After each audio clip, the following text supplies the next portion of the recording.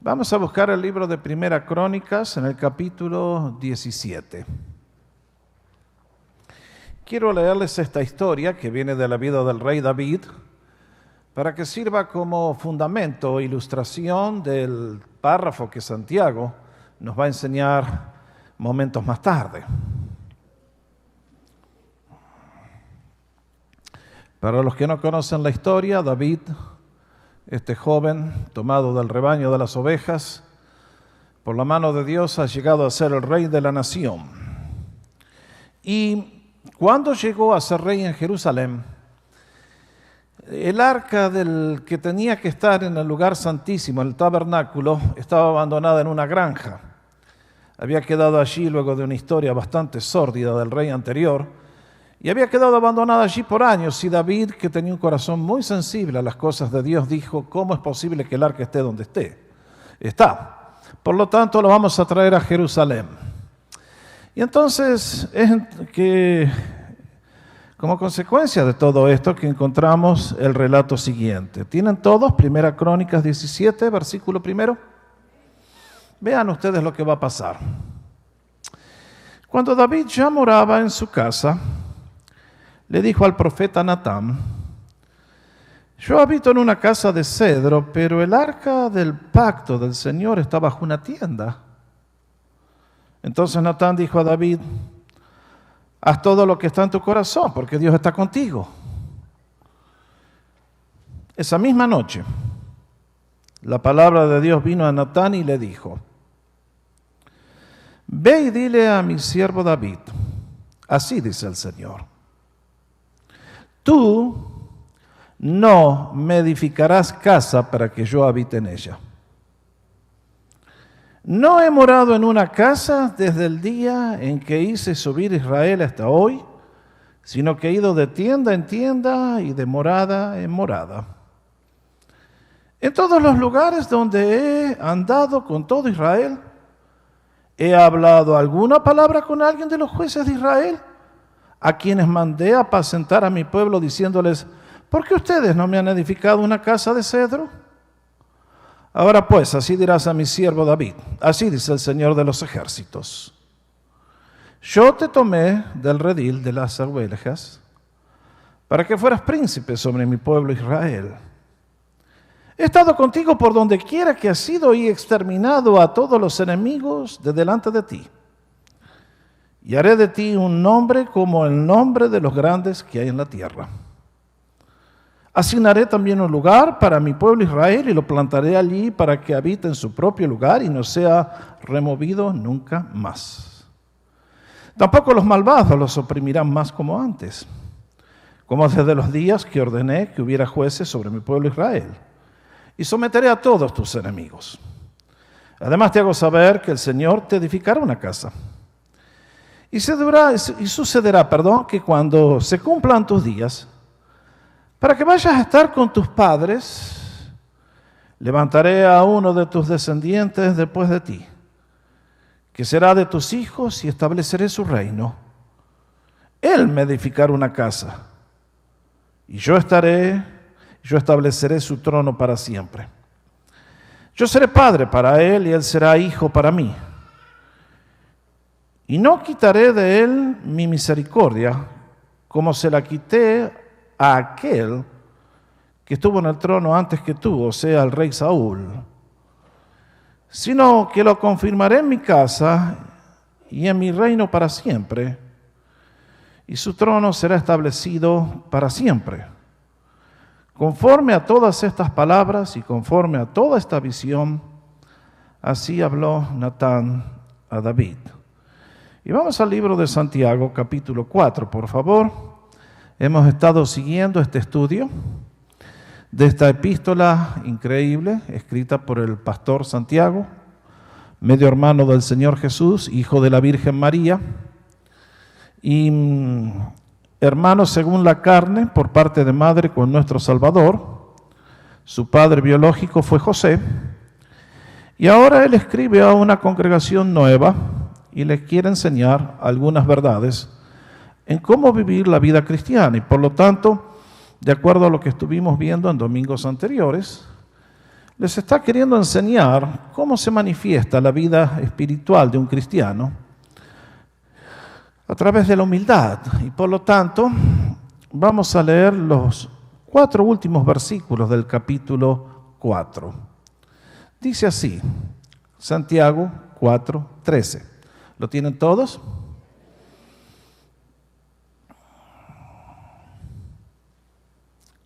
Santiago 4:13. Oigan ahora ustedes qué dicen.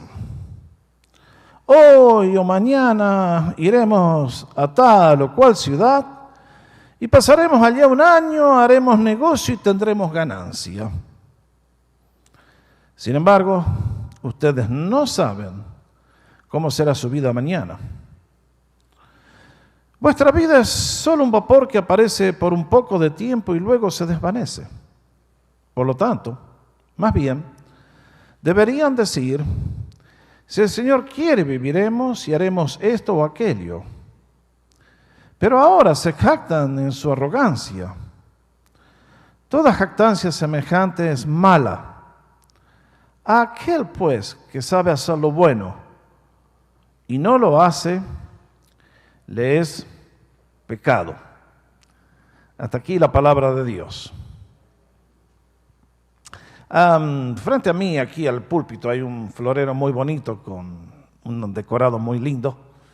Lo trajo la hermana Raquel hoy, diciéndome, pastor, hace exactamente un año que pasó a estar con el Señor mi papá.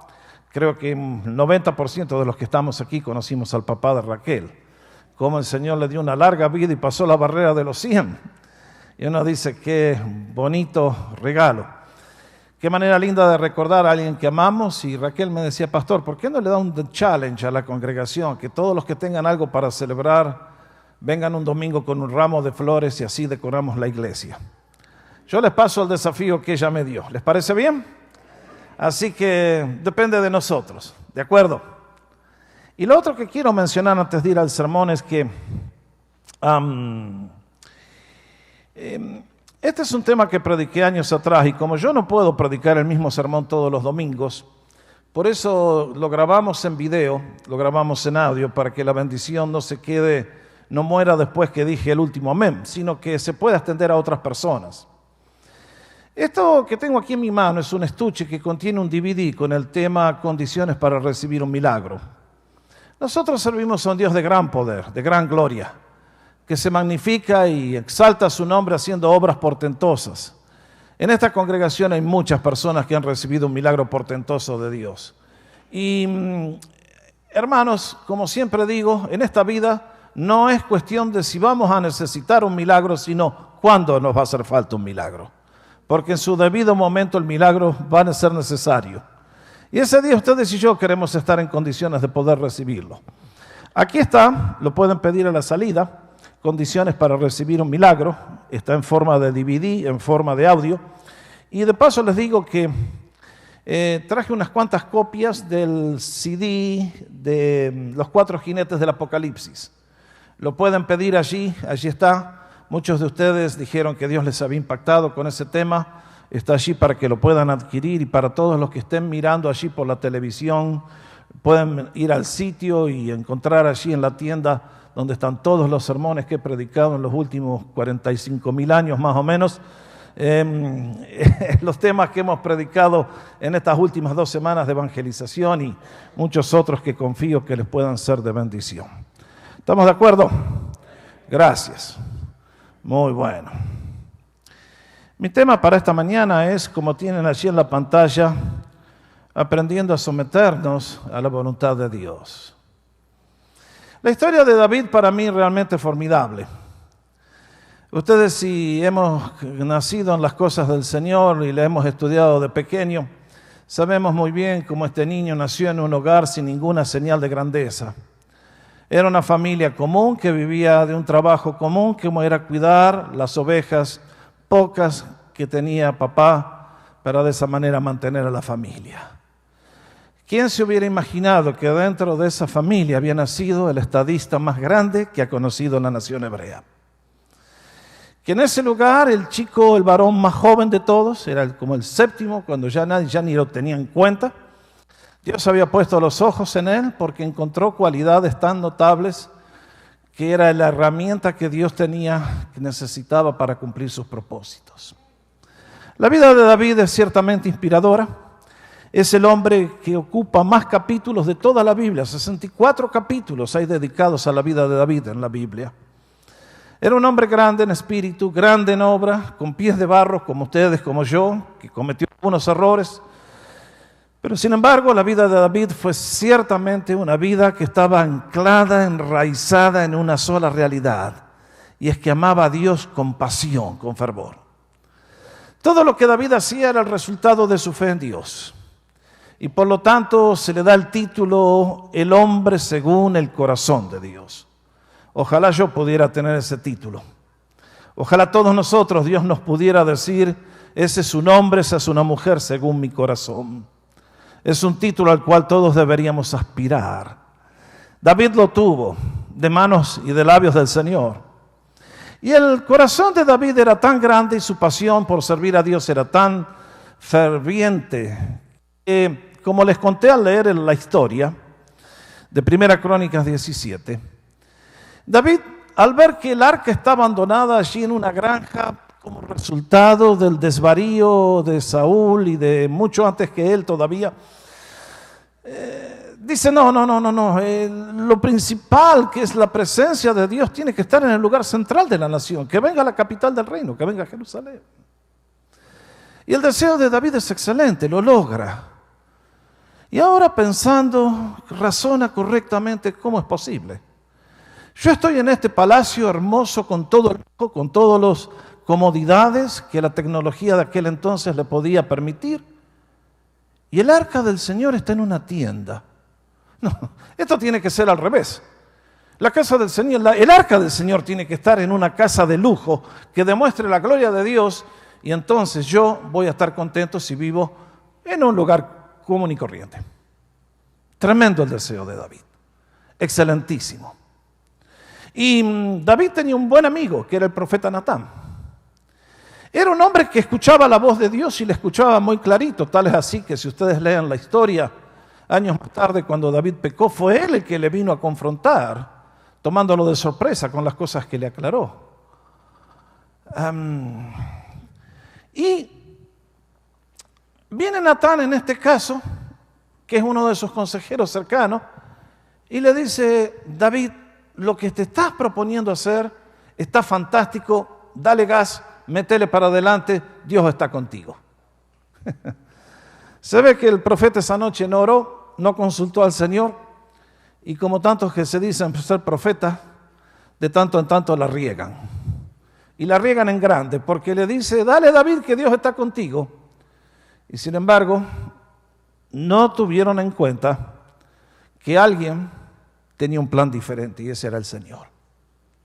Y ustedes y yo leímos cómo el Señor se manifiesta a Natán en un sueño y le dice con todas las palabras, Natán, David no me va a construir templo a mí. David es un hombre que tiene manos manchadas con sangre y por tanto, él no puede ser el que construya el templo que yo quiero.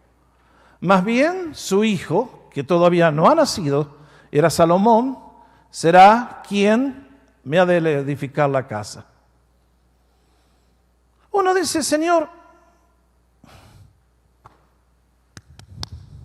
¿cómo es posible? Acá hay un hombre que tiene un corazón con unos deseos excelentes.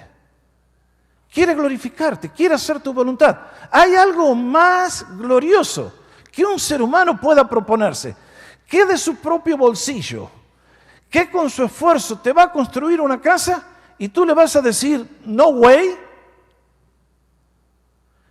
Mis hermanos, creo que este episodio muestra la importancia que tiene aprender en esta vida la lección de que nuestra vida no es nuestra y que todos debemos aprender a someternos a la voluntad de Dios.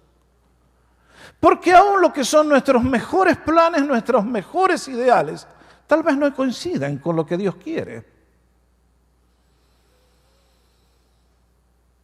Cuando ustedes y yo nos acercamos al libro de Santiago, encontramos a un pastor que está escribiendo a un grupo de creyentes nuevos. La iglesia evidentemente era un jardín de infantes. Estaba lleno de discípulos que estaban dando sus primeros pasos y en consecuencia tenían que ser instruidos en el camino del Señor. Lógicamente que no sabían todas las cosas que tenían que saber, como nadie supo todo el primer día que se sentó en los bancos de la iglesia para escuchar la palabra de Dios. Es notable cómo el nuevo nacimiento puede ocurrir en un instante, en un abrir y cerrar de ojos somos transformados y nacemos de nuevo cuando le entregamos nuestra vida a Jesús. Él viene a morar en nosotros, pero el proceso de la conversión, el proceso de ser cambiados a la imagen del Señor toma décadas. Y es lógico que nadie nació sabiendo y todos tenemos que aprender dónde está el camino que debemos seguir y por lo tanto Santiago escribe. Ahora noten bien. Él va a atacar esta práctica, otro de los defectos del espíritu humano, y antes de ir directamente a lo que Santiago nos va a decir, creo que hay 2 o 3 cosas que tenemos que aclarar para poder entender lo que Santiago nos quiere decir. Vamos a algunas verdades fundamentales que todos los cristianos tenemos que aprender. La primera de ellas, y es que el propósito de nuestra vida es conocer a Dios y hacer su voluntad. Lo voy a reiterar. El propósito de nuestra vida es conocer a Dios y hacer su voluntad. ¿Alguien dice amén? Gracias. Márquelo bien, mi hermano. Ustedes y yo cuando éramos niños tal vez crecimos en la iglesia popular y recitábamos de memoria el Padre Nuestro. ¿Cómo decía el Padre Nuestro? Padre nuestro que estás en los cielos. Primer deseo, santificado sea tu nombre. Segundo, venga tu reino. Tercero, allí nomás, ustedes y yo lo repetimos tantas veces sin pensar posiblemente en lo que estábamos diciendo. Que queremos que la voluntad de Dios que se cumple en el cielo, y es el cielo, se cumpla en mi vida y en la tierra donde es un infierno total, y cuando hacemos la voluntad de Dios, viene el cielo a nuestra vida y a nuestras circunstancias. Eso es lo que el Señor nos enseñó. Que ustedes y yo deberíamos pedir siempre que en mi vida se cumpla la voluntad del Padre. Que en todo lo que yo hago tenga la bendición del Señor. Que tenga su sello de aprobación y por lo tanto todo lo que yo emprenda ha de prosperar. Es fundamental.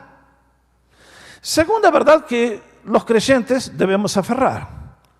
Y es que el día que aceptamos a Jesús como Señor y Salvador en nuestra vida, ya no somos más nuestros. Lo voy a reiterar. A ver si me escuchan. El día que aceptamos a Jesús como Señor y Salvador en nuestra vida, ya no nos pertenecemos más a nosotros mismos. Gracias, queridos. ¿Por qué? Porque hemos sido comprados por precio. Ya no somos más nuestros, tenemos un dueño. ¿Quién es? Cristo Jesús, y nuestro deseo debe ser agradarle a Él. El apóstol Pablo lo dijo muy bien con estas palabras. Ninguno de nosotros vive para sí y ninguno muere para sí. Si vivimos, para el Señor vivimos. Y si morimos, para el Señor morimos. Así pues, sea que vivamos o que muramos, todos juntos, del Señor somos. Cristo para esto murió y resucitó y volvió a vivir. ¿Para qué? Para ser Señor así de los muertos como de los que viven. ¿Qué está tratando Dios de hacer en tu vida y en la vida? Reproducir a Cristo, y Él quiere sentarse en el trono de nuestro corazón. ¿Para qué? Para que nosotros vivamos una vida plena de utilidad y de bendiciones, donde Él pueda fluir con todo su poder y su gloria. Ahora, cuando ustedes y yo nos rendimos a los propósitos del Señor, ¿es algo bueno o es algo malo? El diablo nos ha hecho creer que si yo me rindo al Señor, me embromo. Mis hermanos, nada puede ser más opuesto a la realidad. Yo hago mi voluntad y termino mal. Me rindo a la voluntad del Señor y soy bendecido y Dios me guía y Dios me prospera. Y créanme que hay un ejemplo supremo que debe ser nuestro modelo en todo, nuestro bendito Señor. Él nació para ir a la cruz Y el Señor supo desde el día 1 lo que le esperaba en esa cruz y todo lo que le iba a pasar los días anteriores. Y la noche anterior de ir a la cruz, estando en el Getsemaní, con grandes gotas de sangre, de sudor, que eran como grandes gotas de sangre, dice la Biblia, oró al Padre de esta manera: Padre, si quieres, pasa de mí esta copa, pero no se haga mi voluntad, sino la tuya. Este es el ejemplo supremo, hermanos.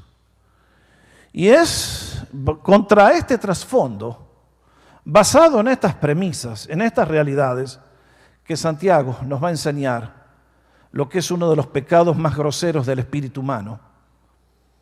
Cuando ustedes y yo repasamos el capítulo 4, Santiago nos quiere enseñar lo que es la verdadera humildad. Aquello que le abre la mano a Dios para bendecirnos y nos hace cada vez más semejantes a Él. Cuando leímos el capítulo 4, en los primeros versículos nos habló del origen de las guerras y los conflictos humanos. Todo está en el deseo de agradarnos a nosotros mismos. Luego nos habló de lo que es la mentalidad del mundo, la mentalidad del hombre y la mujer que viven sin tener a Dios en cuenta. Luego nos advirtió de los peligros que tiene la lengua murmuradora, la lengua detractora, la calumnia, la difamación.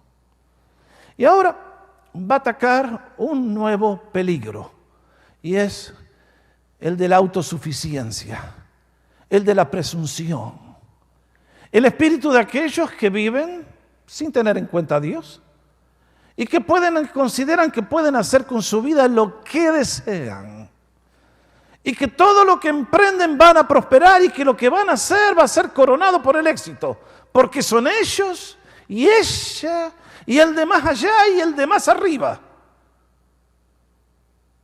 Y entonces Santiago va a venir una vez más como una tonelada de piedras a caer contra semejante modo de pensar. Cuando ustedes miran los versículos 13 al 17, si prestaron atención, van a encontrar que Santiago nos describe los peligros de la autosuficiencia, de la arrogancia humana que dice: mi vida es mi vida, yo la vivo como quiero. De acuerdo, Señor. Vamos a ver qué dice Santiago para el que piensa de ese modo.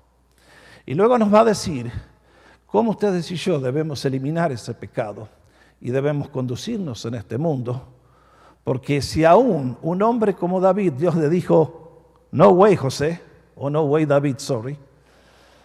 Entonces, con cuánto más temor ustedes y yo debemos conducirnos en esta vida.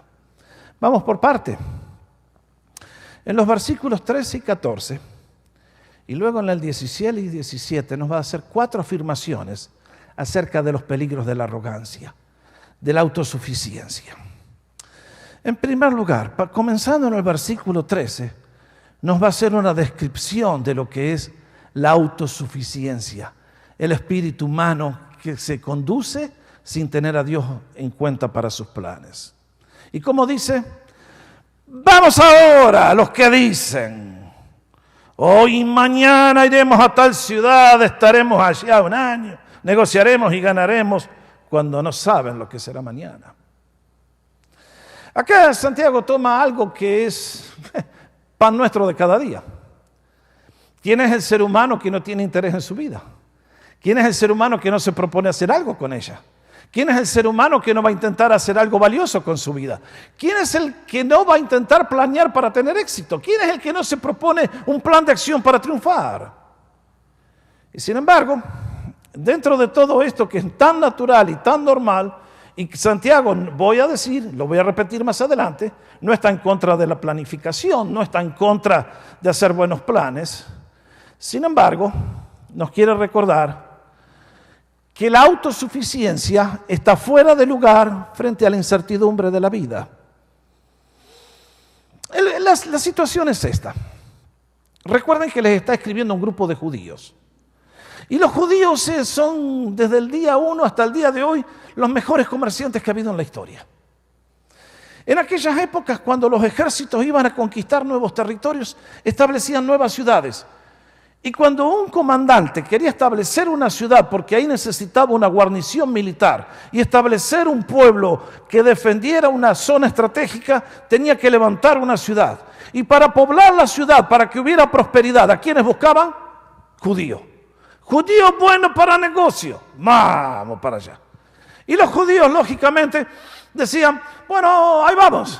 Me voy allá a la punta del imperio, voy a estar un año, vamos a poner este negocio, voy a negociar, voy a prosperar, voy a hacer todo. ¡Bum! Y voy a volver con los bolsillos gordos de billetes y llenos de lingotes de oro. Muy bien. Santiago cae como una tonelada frente a este modo de pensar cuando no se tiene en cuenta a Dios. Y les dice, esto está mal porque ninguno de nosotros puede saber lo que va a pasar de aquí a un año o en tal ciudad o que va a poder hacer tal cosa. Les quiero recordar que la vida es muy incierta para todos. Él estaba posiblemente refiriéndose a una verdad que viene del libro de los Proverbios que los niños aprendían desde pequeños en la sinagoga. Proverbio 27:1 nos recuerda, no te jactes del día de mañana, porque no sabes qué dará de sí el día. Mis hermanos, es cierto que tenemos que hacer planes, pero ninguno de nosotros tiene garantizado de que todo lo que va a ser va a suceder. Nuestra vida no la controlamos nosotros. Nuestras acciones pueden tener el mejor intento, pero no siempre nuestros mejores planes van a prosperar. Muchas veces por distintas razones, que en el caso de David, Dios puede decir, hijo, en eso que has emprendido, no te voy a prosperar porque quiero que aprendas otras lecciones que me interesa más que aprendas antes que llenarte los bolsillos de oro. El Señor es soberano. Dios es un Padre de amor. Él ve lo que nosotros necesitamos, no lo que nosotros pensamos que necesitamos. Nosotros somos adultos, educados, pensamos, ¿quién mejor que yo para saber lo que yo necesito? Dios dice, hijo, a la luz de la eternidad tu sabiduría no es mi sabiduría. Tú vas a tener que aprender otras cosas que yo considero que tú tienes que aprender. Y tal soberbia, tal autosuficiencia es inaceptable delante de mis ojos. Y realmente, hermanos, nadie de nosotros se puede jactar del día de mañana. ¿Cómo puedo yo concebir que dentro de un año voy a estar en Alaska y voy a tener un bar allí y voy a hacerme plata con todos los mineros que vienen a gastar? Cuando no sé si mañana, quién sabe qué puede pasar. Eso es lo que Santiago nos está diciendo.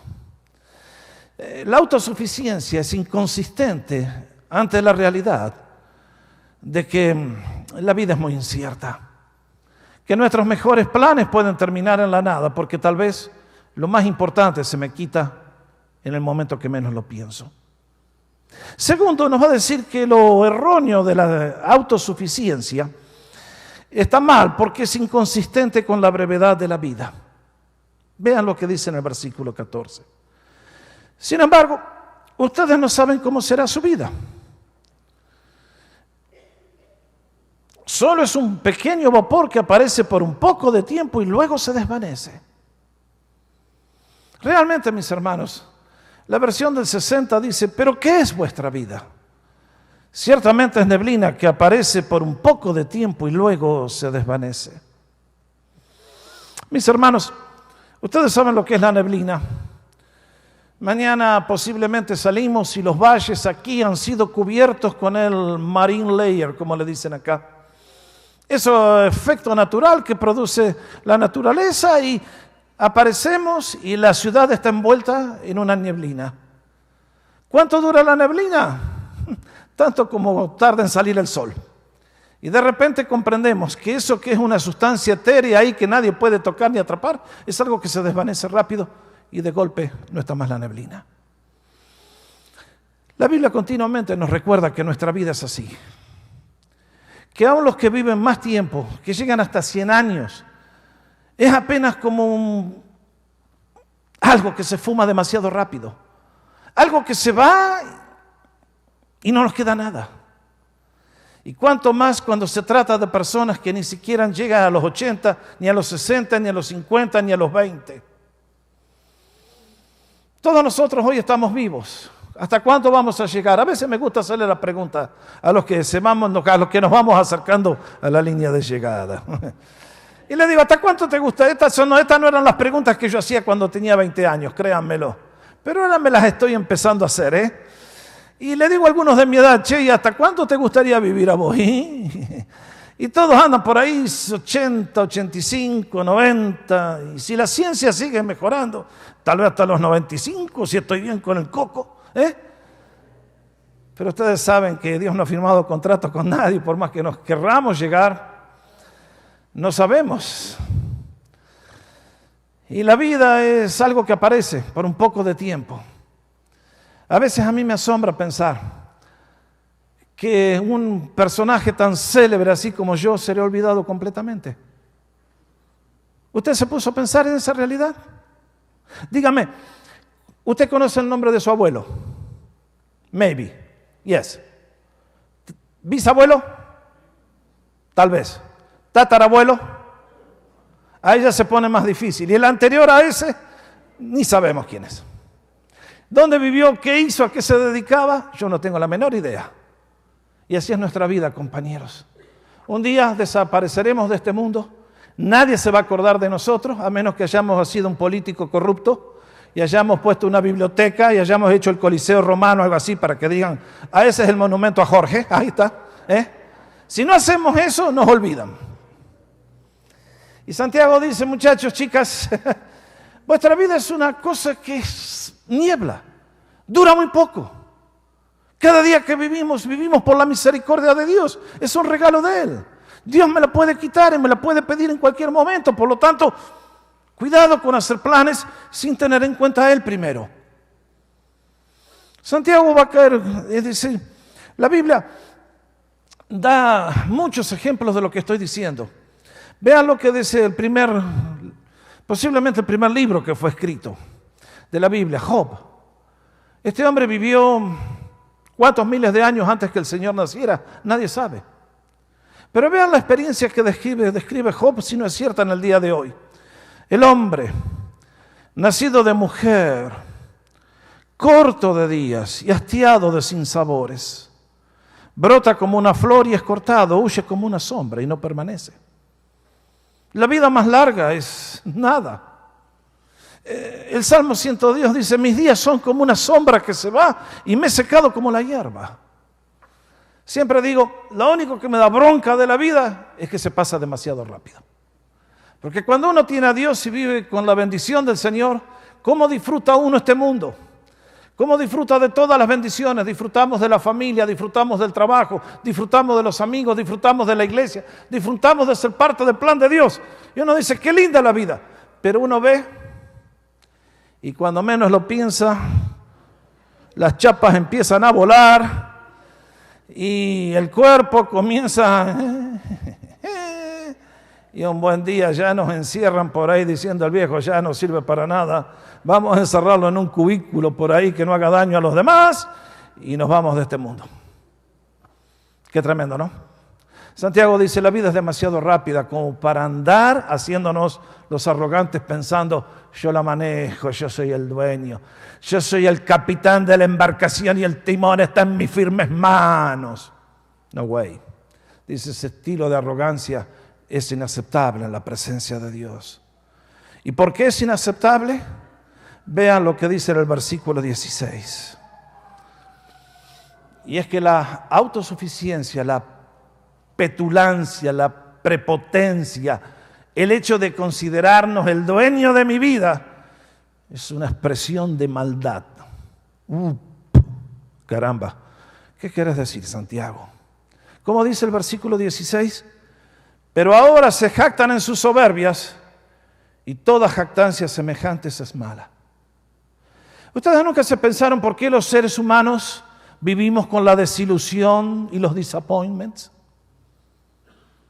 Porque nosotros en nuestra ignorancia, en nuestra ceguera y en nuestra arrogancia hacemos planes y vamos a hacer esto, como dice Santiago en el versículo 13, y vamos a hacer lo otro, y vamos a hacer lo otro. Y de repente nos empiezan a salir todas las cosas mal, como que alguien invisiblemente nos está soplando en contra de la embarcación y la embarcación no puede avanzar. Siempre recuerdo con Francis Estábamos recién llegados a Canadá. Francis empezó a tomar clases de inglés y un día con una compañera de ella salimos a almorzar. Ella estaba estudiando, yo estaba estudiando en el colegio. Eran días de zozobra financiera para nosotros. Comíamos salteado y practicábamos el ayuno porque lo teníamos que practicar, buena disciplina. Comprábamos ropa en los lugares más caros en aquellos años, sí, Salvation Army, con Deluxe. Y invitamos a comer una pareja, una compañera de ella con su esposo. Y este muchacho era chino, oriental, venido de Hong Kong. Y si algo que tienen todos los de Hong Kong es que vienen con pilas así de dinero. Y este muchachito habrá tenido mi edad aproximadamente. Dice, sí, dice, yo ya hice esto, hice lo otro, me gradué de esto y estoy trabajando en esto. El año que viene vamos a tener el primer hijo, dentro de 2, 3 años vamos a tener el segundo, dentro de 5 vamos a tener el tercero. Luego voy a comenzar este otro negocio y luego voy a hacer el otro y voy a hacer el otro y voy a hacer el otro. Y con Francis nos mirábamos y decíamos, ay, este tiene todo planeado y yo no sé si como mañana.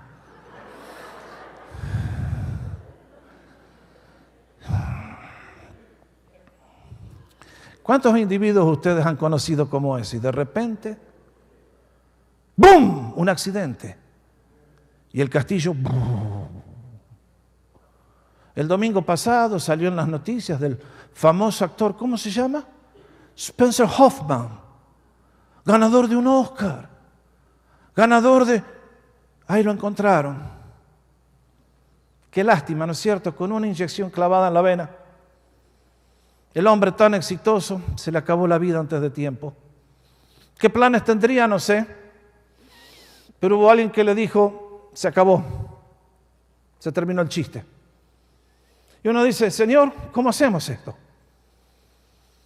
El Señor dice, ustedes están hablando, dice Santiago, que voy a hacer esto y voy a hacer lo otro y voy a ir allá y voy a ir allá. Dice, semejante jactancia. Es un acto de soberbia y dice, es malo. Marque la palabra malo. En el griego es la palabra, no se van a acordar, pero se las digo porque se van a acordar. Es la palabra póneros. ¿A quién se llama póneros en la Biblia, en el Nuevo Testamento? Al diablo. Cuando ustedes y yo rezamos el Padre Nuestro y decimos, Señor, líbranos del póneros, de ese maldito, de ese desgraciado, que es el que me tienta y me destruye, que busca para arruinarme siempre. Líbranos del póneros, del malo. Eso dice el Santiago. Es la actitud del hombre que quiere caminar en vida en independencia y dice, yo no sé si Dios existe. Acá mando yo. Y Dios de tanto en tanto a todos esos arrogantes le tiene que decir, ¿querés saber quién te querés? ¿Querés que hagamos una pulseada, muchacho? ¿Querés saber quién manda en la vida? ¿Querés saber? Nunca intentemos. Santiago dice esa actitud de autosuficiencia, de que yo voy a tener planes y voy a ir allá y voy a prosperar. Sin la bendición del Señor nos dice eso es autosuficiencia. Eso es ser diablo, eso es ser malo. Y esa maldad Dios no la va a tolerar. Dios nos va a hacer besar el polvo a los que piensan de esa manera.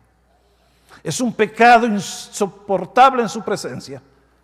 Y Dios de tanto en tanto a toda la raza humana nos tiene que indicar de maneras de una a la otra que es algo que no va.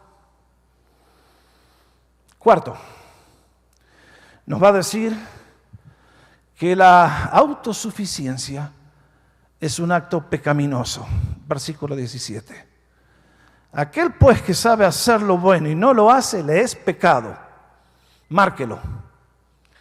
Conozco muchos chicos que se crían en las cosas de Dios. Conocen estas cosas mentalmente desde la niñez. Y cuando llega la época de hacer decisiones, hacen todo lo contrario. Dice Jesús, dice Santiago, eso es pecado. Usted sabe lo que tiene que hacer y hace todo lo contrario. Y Dios lo ve y lo considera un pecado que debe ser castigado. Sorry, no lo digo yo, lo dice Santiago. Y uno dice, Señor, este espíritu de arrogancia, de autosuficiencia, y quiero decirles que toda la cultura popular acá alienta este espíritu. Tú eres bueno, La vida te la ganaste. La vida te tiene que dar y te mereces y te mereces. Y Dios dice, no, vos no te mereces nada. Es hora que trabajes porque yo te he dado la fuerza y te he dado la sabiduría. Pero yo tengo un plan para ti, tú tienes que entrar en mi plan. Y en la medida que entres en el centro de mi voluntad serás prosperado y bendecido. Y todos tus planes serán mucho mejor que lo mejor que tú puedes elaborar. Y lo que yo te voy a dar va a ser mucho mejor que todo lo que tú con tu sabiduría puedes elaborar y pensar y alcanzar. Y es entonces que uno dice, bueno, Santiago, ¿y cuál es la fórmula para superar el espíritu de la autosuficiencia? Bueno, allí encuentro 3 verbos que para mí me dan la pauta.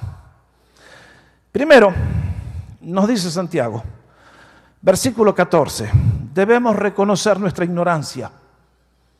Dice, a ustedes que andan haciendo esos planes, sin embargo, ustedes no saben cómo será su vida mañana. El creyente que va a vivir agradando a Dios debe reconocer que frente al mañana estamos ciegos, que somos personas que ignoramos lo que va a venir. Y entonces, con humildad tenemos que decir lo que nos va a enseñar en un instante. Siendo de que no sabemos, por las dudas, cuidado. Segundo, versículo 14.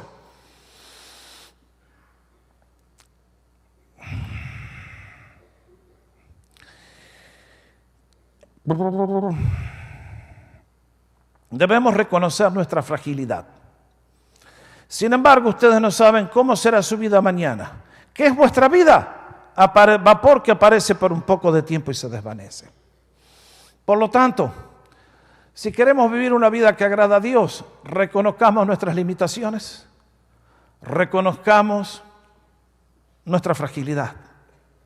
Y tercero, en el versículo 15 nos va a enseñar que ustedes y yo debemos aprender a depender del Señor en todo y a buscar de hacer su voluntad, tratando de agradarle. Más bien deberían decir, si el Señor quiere, viviremos y haremos esto y aquello. Mis hermanos, ¿está en contra Santiago de la planificación? No creo. Nos dice, vive una vida como un cohete sin dirección. No creo. En el último viaje que hicimos a Honduras con Francis, nos encontramos el sábado a la noche con un individuo que nunca habíamos visto antes. Me dice, oh sí, pastor, esta mañana yo salí para el retiro donde usted estaba predicando y emprendí la marcha, iba manejando y a mitad de camino sentí que el Señor me decía, volvete. Y seguí manejando y a los 3 minutos me dijo, volvete. Quise 2 kilómetros más y me dijo, volvete. Entonces me volví. Le digo, ¿y cuando te volviste, qué encontraste? ¿Para qué te hizo volver el Señor? No sé. Mire, ese no es un tipo de vida que agrada al Señor tampoco. Eso es una vida en base a sentimientos que quién sabe de dónde vienen. Es como Natán que le dijo a David, dale David que está bien. Y no era la voluntad de Dios. Entonces, Santiago nos está diciendo, aprendamos a buscar a aquel que tiene un propósito trazado desde la eternidad y que te mandó a ti y a mí a este mundo a cumplirlo. Que el pecado nos encegueció, nos enturbió, nos desvió absolutamente. Pero ahora Cristo te ha redimido. Dio su vida por ti para que seas salvo del pecado y de esa arrogancia que viene del pecado. Y Dios quiere colocarte en el centro de su voluntad porque todos esos talentos que tienes te los ha dado Él y quiere que los use para Él. Y entonces, ustedes y yo debemos aprender a reconocer nuestra dependencia del Señor. Por eso en el versículo 15 nos dice, por lo tanto, ustedes deben hablar de la siguiente manera, si el Señor quiere viviremos y haremos esto o aquello. Ahora alguien me va a decir, pero pastor, esto ya es historia vieja. Yo todas las mañanas cuando hablo digo, bueno, si Dios quiere. Cuando escribo una carta pongo DM, Dios mediante. Inclusive nosotros los hispanos usamos la forma árabe que dice ojalá, que quiere decir si Dios quiere. Entonces, ¿tenemos que decir esto? Bueno, sí, pero guarda. Porque tampoco Santiago está diciendo tenemos que creer en una fórmula mágica que froto la lámpara de Aladino y sale el genio. O sea, no porque yo diga, si el Señor quiere, las cosas me van a ir bien. Porque el Señor mira mi corazón. Porque yo puedo decir, si el Señor quiere, porque es todo... y sin embargo mi corazón está más lejos de Dios que... Entonces, Dios mira el corazón, compañeros. Dios nos compró para que hagamos su voluntad. Dios nos compró y ya tenemos precio y no nos pertenecemos. Y Dios quiere que aprendamos del Señor Jesucristo en todo. Y me gusta el ejemplo del apóstol Pablo cuando escribiéndole a los creyentes de Corinto les dice, pero iré pronto a vosotros. ¿Cómo dice? Si el Señor quiere. Pero que no quiero verlos ahora de paso, pues espero estar con ustedes algún tiempo, si el Señor lo permite. Ese es el lenguaje de una persona que había aprendido a caminar con Dios. Que hacía planes para ir a Corinto, pero la última palabra la tiene el Señor. Que va a construir, pero la última palabra la tiene Dios. Confía. Y mis hermanos, yo creo que esta actitud es algo que a ustedes y a mí nos libera. ¿Por qué? Porque los cristianos tenemos que vivir con miedo del futuro. Nunca. Si mi vida está comprometida con el Señor, yo no debo tener miedo del futuro. Es Él el que va delante mío, Él es mi pastor, es el que me guía, es el que me provee. Sí, apláudanlo a Él porque...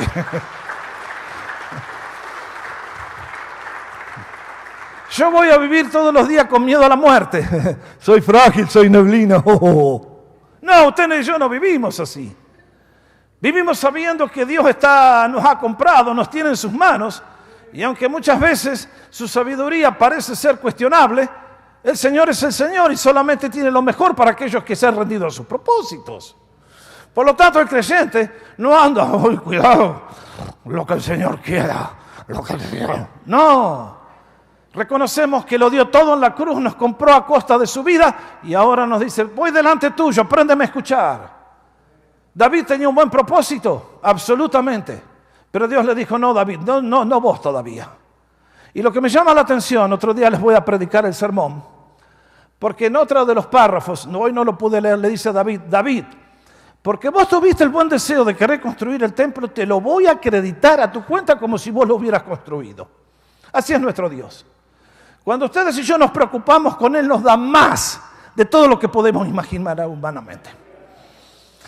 Por eso, este tema es tan relevante. Y me gustaría, Christopher, ¿podríamos mostrar ese video que te pedí?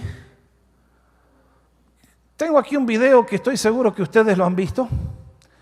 Y estoy seguro que lo van a recordar exactamente el día donde estaban y a la hora cuando sucedió este evento.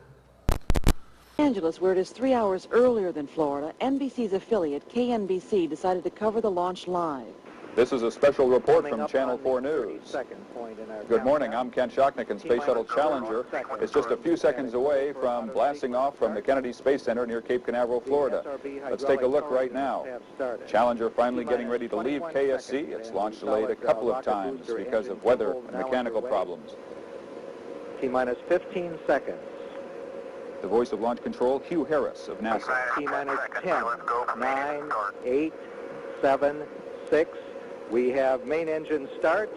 4, 3, 2, 1, and liftoff. Solid rocket boosters kicking in. 25th Space Shuttle mission, and it has cleared the tower. Challenger going into its roll. That's planned. Good roll Watch program it spiral confirmed. away from pad 39B, the Challenger first heading use of pad downrange. 39B since the old Apollo days and the Skylab missions. It's chilly in Florida. Icicles formed on the pad overnight. NASA Engines engineers beginning were concerned throttling down that now. they might have broken At off during the 94%. launch and affected Normal the throttles, fragile most heat of the flight, protection tiles 104%. that protect the shuttle on its way back in during re-entry. We'll throttle down to 65% shortly. Don't know what the effect might be just yet. The astronauts will take a look later on during the mission. Engines at 65%. 3 engines running normally. 3 good fuel cells. 3 good APUs. APUs, the auxiliary power Velocity units. 2,257 feet per second. Altitude 4.3 nautical miles. Downrange distance 3 nautical miles. It's always amazing to hear how quickly the shuttle moves. It's already more than 4 miles downwind, as we just Engines heard. throttling up. 3 engines now at 104%. Challenger, go and throttle up. Challenger, go and throttle up. The shuttle mission will launch My God. 1 minute 15 There's been an seconds. explosion. Velocity 2,900 feet per second. Altitude 9 knots. La NASA representa lo más avanzado en todo el mundo conocido en ingeniería del espacio. Solamente los hombres y mujeres más capaces trabajan para esa institución. Solamente los especialistas más especializados y recontra especializados pueden llenar esos espacios. Allí estaba todo planeado para que sea un éxito total. Y sin embargo, esa mañana 7 astronautas perdieron la vida. ¿Planes? Uno de los santos de la antigüedad dijo, el hombre propone, pero Dios es Dios el que dispone. Por lo tanto, en esta mañana, a todos los que me están escuchando, si usted no ha hecho la paz con Dios, hágala cuanto antes, porque el día de mañana no sabemos si llegará. Nuestra vida es una neblina que se desvanece. Y sea usted cristiano o no sea cristiano, quiero dejarle una oración que para mí es la mejor que le puedo recomendar. Viene del rey David, este hombre que intentó hacer el templo para Dios, y como sabía que era humano y tenía limitaciones, hizo una oración que para mí es un modelo, y es la que he orado tantas veces. Señor, examíname. Conoce mi corazón y pruébame y conoce mis pensamientos. Y ve si hay en mí camino de perversidad. Tal como, sí, el año que viene voy a estar allá y voy a hacer plata y voy a hacer esto. Y guíame en el camino eterno. Porque soy un ser humano caído y el pecado vive en mí y la autosuficiencia es una maleza que tengo que estar aplastando todos los días porque brota de maneras muy diversas y muy sutil. Vamos ahora a los que dicen, esa es una mala manera de vivir.